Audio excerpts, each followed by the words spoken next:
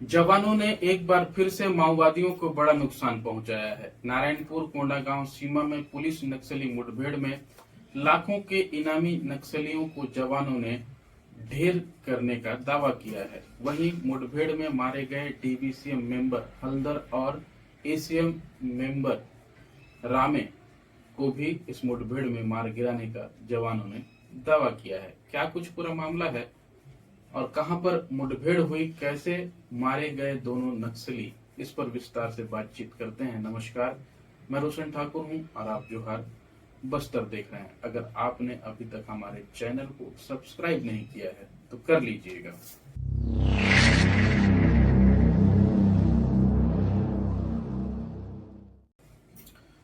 दरअसल छत्तीसगढ़ के बस्तर में लगातार माओवादियों के खात्मे के लिए सरकार प्रतिबद्ध होकर आगे बढ़ती हुई दिखाई दे रही है और जिस प्रकार से केंद्रीय गृह मंत्री अमित शाह का दौरा बस्तर में हो रहा था, उस दौरान उन्होंने कहा था कि 31 मार्च 2026 तक पूरे दंडकारण्य, बस्तर और अबुझमाड़ साथ ही पूरे देश से माओवादियों का खात्मा किया जाएगा। वहीं 31 मार्च 2026 से पहले आत्मसमर्पण करें या फिर जवानों की गोलियों के शिकार होने के लिए तैयार रहें, क्योंकि केंद्र सरकार और राज्य सरकार किसी भी स्थिति परिस्थिति में दंडकारण्य, अबुझमाड़ के साथ ही पूरे देश से नक्सलियों का सफाया किया जाएगा। ये बीते दिनों अमित शाह लगातार कहते हुए आ रहे थे। इसी क्रम में लगातार सरकार आगे बढ़ती हुई दिखाई दे रही है और लगातार माओवादियों के खात्मे के लिए जवानों को नए टेक्नोलॉजी हथियारों के साथ भी अब नक्सलियों से मुठभेड़ के लिए भेजा जा रहा है। उनके खात्मे के लिए उन इलाकों में जवानों को उतारा भी जा रहा है। इसी बीच अमित शाह जी का दंतेवाड़ा दौरा हुआ, उस दौरान भी उन्होंने फिर से नक्सलियों से अपील की है कि वो 2026 से पहले ही आत्मसमर्पण करें या फिर जवानों की गोलियों का शिकार होने के लिए तैयार रहें। माओवादियों की तरफ से भी शांति वार्ता के लिए 2 बार पर्चा जारी किया गया, जिस पर सरकार ने प्रतिक्रिया देते हुए कहा कि नक्सलियों के शांति वार्ता में किसी भी प्रकार की शर्त को मानने के लिए सरकार तैयार नहीं है। वहीं गृह मंत्री और राज्य मंत्री ने स्पष्ट तौर पर कहा है कि जो भी माओवादी आत्मसमर्पण करेगा उसे सरकार की तरफ से सेटलमेंट होते तक उसके साथ खड़ी रहेगी और साथ ही जो भी गांव आत्मसमर्पण कराएगा नक्सलियों को, उस गांव को विकास कार्य के लिए 1 करोड़ रुपए की राशि भी दी जाएगी। इधर छत्तीसगढ़ पुलिस भी लगातार माओवादियों के खात्मे के लिए ऑपरेशन चला रही है। ऐसे में नारायणपुर और कोंडागांव जिले के सरहद पर पुलिस और नक्सलियों के बीच मुठभेड़ हुई।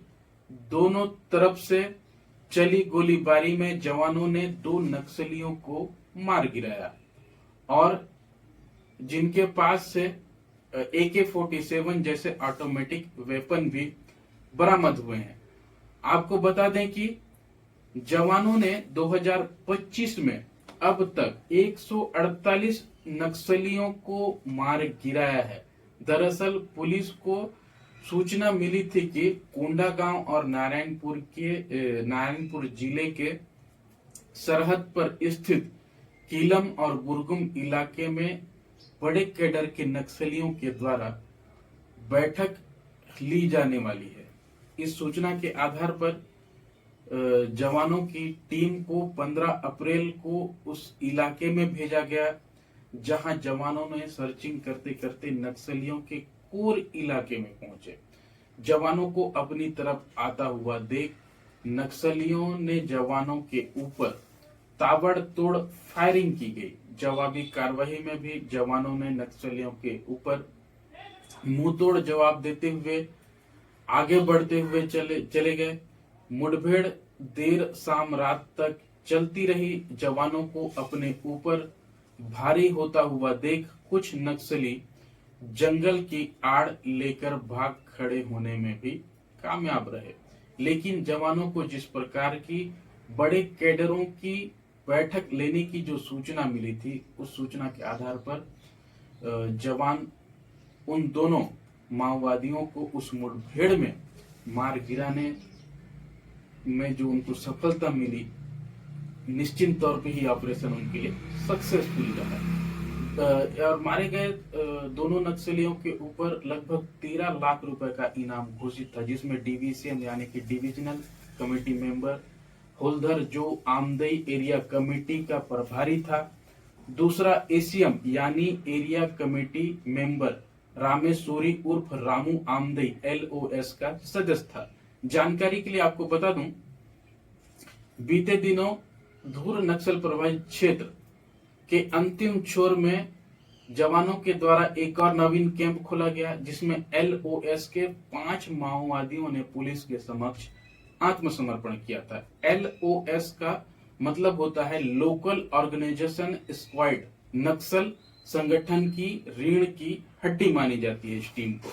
इनका काम होता है जमीनी स्तर पर गांवों में नक्सल संगठन के लिए संपर्क करना, नए सदस्यों को नक्सल संगठन में जोड़ने का काम ये संगठन करती है।